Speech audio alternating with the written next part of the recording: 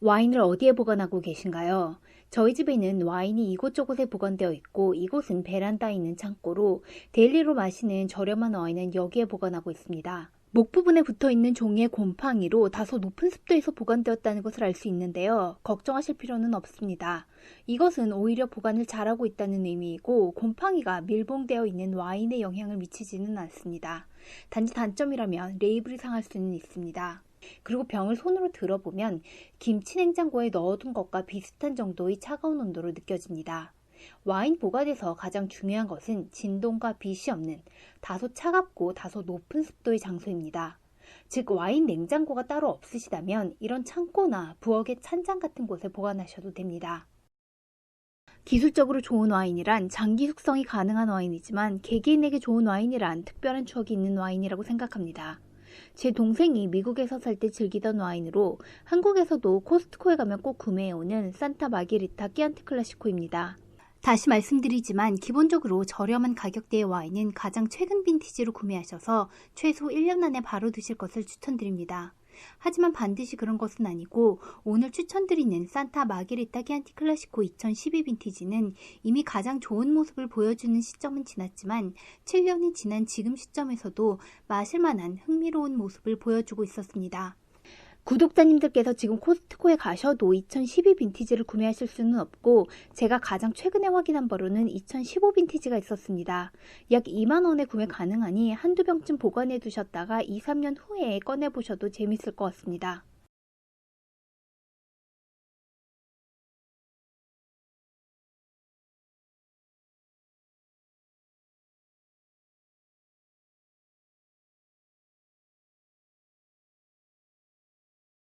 우선 캡슐은 벗겨내셔야 합니다. 예전에는 캡슐의 소재가 납으로 만들어졌었고 현재는 환경 문제로 주석, 알루미늄 또는 PVC 등으로 만들어지는데요. 만약에 캡슐을 벗겨내지 않은 상태에서 나사를 이용해 코르크를 빼내게 되면 캡슐의 조각이 와인 안에 들어갈 수 있습니다. 저는 헤드커터를 사용했습니다. 와인을 오픈할 때 코르크가 부러지는 이유 중에 하나가 나사를 직각으로 넣지 못했기 때문일 수 있습니다. 전동 오프너는 이렇게 직각으로 들어가기 때문에 코르크 마개를 오픈할 때 실패 확률이 낮습니다. 단 코르크 모양을 하고 있더라도 진짜 코르크 나무를 사용한 마개가 아닐 수 있고 이 와인 역시나 저렴한 와인이라 합성 코르크를 사용하고 있습니다. 개인적으로는 차라리 그냥 돌려서 오픈하는 스크류캡을 더 선호하지만 아무래도 보통 소비자들은 코르크 마개를 더 고급이라고 생각하다 보니 유럽 국가들에서는 실제 나무가 아닌 가짜라고 하더라도 어쨌든 간에 코르크로 보이는 마개 모양을 사용합니다. 오픈하자마자 붉은색 과시 풍미가 올라오는데 예상보다 나쁘지 않습니다.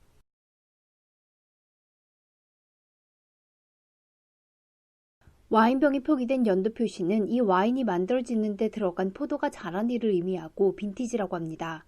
산타 마게리타 끼안티 클라시코의 2012 빈티지 와인을 2015년에 테이스팅한 후기와 2019년에 테이스팅한 후기를 비교해 보겠습니다.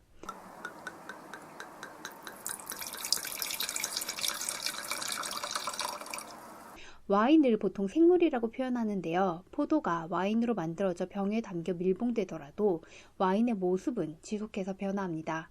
즉 같은 2012 빈티지 와인이더라도 2015년에 마신 것과 2019년에 마신 것은 그 맛이 다르게 느껴집니다. 보통 와인을 구매하실 때 좋은 빈티지를 찾으시지만 그것보다 더 중요한 것은 시음젓기, 즉 이 와인을 마셨을 때 가장 맛있는 시점에 와인을 마시는 것입니다. 단 시음젓기는 와인마다 매우 다를 수 있기 때문에 전문가의 평가를 참고하시는 것이 좋습니다. 제 테이스팅 노트에서 중간 정도 강도를 M으로 표기했고 조금 부족하면 뒤에 마이너스를 그리고 조금 풍족하면 뒤에 플러스를 붙였습니다. 우선 시각으로 비교해 보겠습니다. 시간이 지남에 따라 색의 강도는 다소 옅어졌고 원래 가지고 있던 가넷에서 갈색으로 변화했습니다. 와인은 만들어진 지 오래되면 색은 빠지고 점점 갈색으로 변화합니다. 후각으로 비교해 보겠습니다. 우선 코스트코의 와인 설명을 보여드리겠습니다. 오크 숙성으로 오는 복합적인 맛과 야생 딸기와 향신료의 맛이 느껴지는 와인이라고 되어 있고 이것을 해석하자면 우선 과실로는 야생 딸기 풍미를 가집니다. 기본적으로 과실 풍미는 포도 품종에 따라 달라지고 와인에서 느껴지는 과실 풍미는 크게 붉은색과 검은색으로 나뉩니다. 야생 딸기는 붉은색을 가지고 있고 이 와인을 맛있게 드셨다면 다른 와인을 고르실 때 설명에 붉은색 과실 풍미를 갖고 있는 와인으로 선택하시면 됩니다. 그리고 향신료는 오크통으로 인해 와인이 가질 수 있는 풍미 중 하나입니다. 과실이 갖는 기본적인 맛 이외에 양조 과정에서 다양한 맛을 더할 수 있고 이렇게 만들어지면 복합미가 있다라고 얘기합니다. 결론적으로 설명의 오크라는 문구와 향신료 그리고 복합적인 맛이라는 문구는 같은 의미로 중복적으로 사용되었습니다. 원래도 풍미의 강도가 그렇게 좋은 편은 아니었습니다. 저는 과실은 딸기보다 체리에 가까운 풍미를 더 많이 느낄 수 있었습니다. 특히 지금 테이스팅했을 때 강도는 약했지만 굉장히 달달한 붉은색 체리 풍미를 느낄 수 있었고 이렇게 와인에서 과실을 느낄 수 있다는 것은 아직 마실 만한 가치가 있다는 것을 의미합니다. 2015년에는 오크의 풍미들이 좀 더 직관적으로 느껴졌다면 2019년에는 숙성으로 인해 젖은 낙엽이나 흙 같은 풍미를 느낄 수 있었습니다. 저는 와인을 후각으로 한참을 즐겼는데요. 후각으로 더 풍부하고 다양한 풍미를 느낄 수 있어서 미각보다는 후각의 만족도가 높았습니다. 미각에서는 와인이 시간이 지남에 따라 변화해 이미 가장 맛있는 시점이 지났다는 것을 더 선명하게 보여주고 있습니다. 먼저 산도가 느껴지는데 다른 요소들에 비해서는 확실히 높지만 절대적인 기준으로 봤을 때는 중간 정도이고 그리고 바디감이라든지 탄닌은 낮고 풍미의 지속력은 짧습니다. 현재 테이스팅 결과로는 아직도 저와 같이 2012 빈티지를 보관하고 계시다면 이 와인을 더 이상 보관할 의미는 없고 빠른 시일 안에 마셔야 한다고 판단됩니다. 제가 예측하기로는 2017에서 18년도 사이에 이 와인을 마셨더라면 가장 맛있게 마시지 않았을까 생각됩니다. 다시 말씀드리지만 좋은 와인, 즉 가격이 비싼 와인은 전문적으로 얘기하면 숙성 잠재력이 좋은 와인입니다. 와인이 처음에 만들어지면 모든 요소 각각이 강해서 서로 어울리지 못합니다. 시간이 지나면서 변화하는 것을 숙성이라고 하고 서로에게 적응하면서 조화를 이루게 됩니다. 이 변화가 천천히 진행될수록 조화를 이루는 데 더 좋고 게다가 이 과정에서 새로운 풍미까지 더해지면서 복합미도 더 좋아지게 됩니다. 그리고 이 모든 것을 숙성으로 인한 이득이라고 말합니다. 하지만 저렴한 와인의 경우 이 변화하는 속도가 매우 빠르게 진행되기 때문에 숙성을 통한 이득은 없고 되도록이면 최근에 생산된 와인을 구매하실 것을 추천드립니다. 와인이 고가든 저가든 간에 와인이 변화하는 속도는 다르지만 어쨌든 간에 와인이 가장 맛있는 시험적기를 지나게 되면 시큼하게 느껴질 수 있는 산도만 남게 되고 이것을 식초가 되었다라고 표현하기도 합니다. 즉 와인을 오픈했을 때 식초처럼 느껴진다면 너무 오래되었다고 생각하시면 됩니다.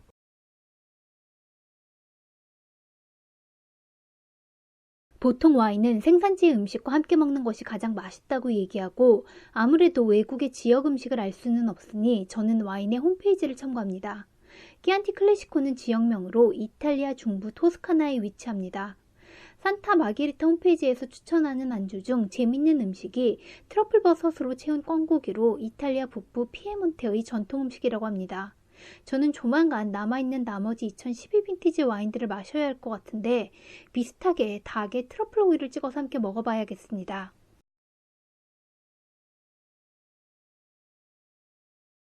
앞레이블에서 가장 눈에 띄는 것은 와이너리의 이름인 산타 마게리타입니다. 베네토에서 설립되어 오늘 소개해드리는 와인이 생산되는 토스카나를 포함해 알토 아디제와 시칠리아까지 이탈리아의 다양한 지역에서 와인을 생산하고 있습니다.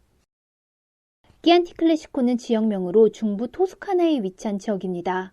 이탈리아 지역명에 클래시코를 종종 볼 수 있는데요. 이탈리아어로 전통적인 원래 지역을 의미합니다. 예를 들어 과거에 끼안티 지역에서 생산된 와인의 명성이 높아지면서 많은 사람들이 끼안티 와인을 찾았고 와인은 높은 가격에 거래됩니다.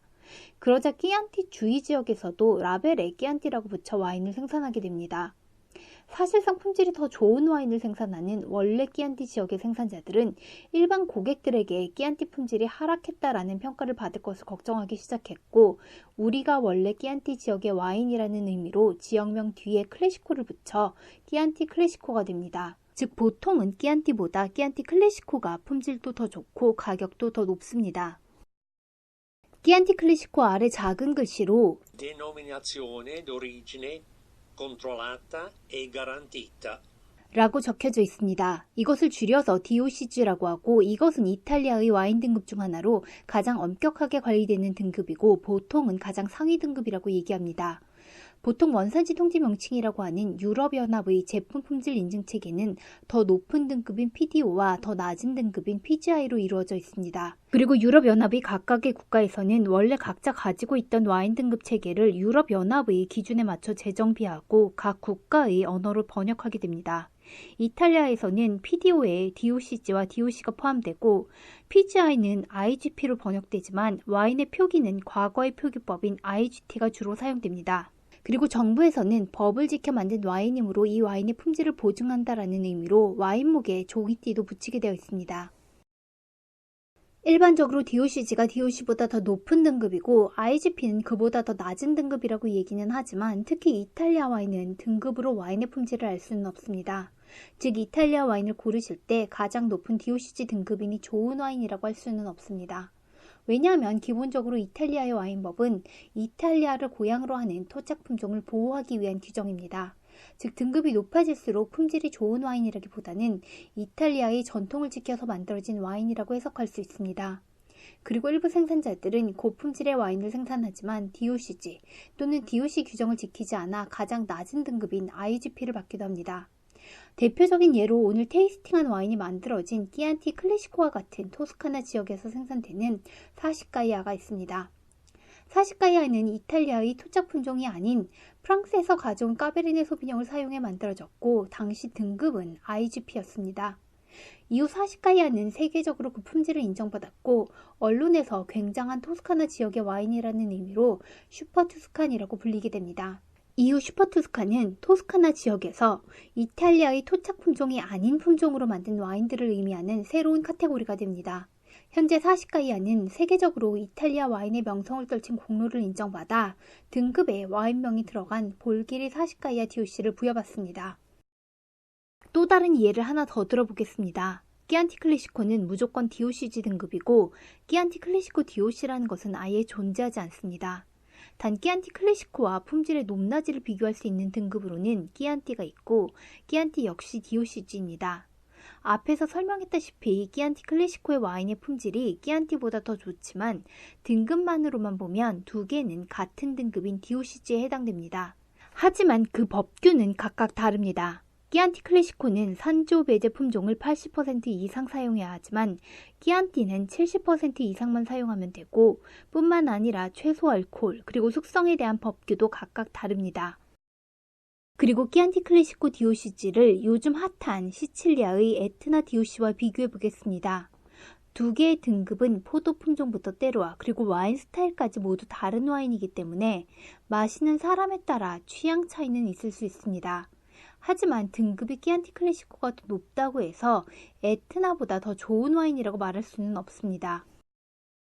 와인 등급에 대한 설명이 길어졌는데요. 두 가지만 기억하시면 됩니다. 첫 번째로 클래시코가 붙어있는 끼안티 클래시코가 끼안티보다 품질이 좋을 수 있습니다. 두 번째로 DOCG와 DOC 그리고 IGP 같은 등급으로는 와인의 품질을 비교할 수 없습니다.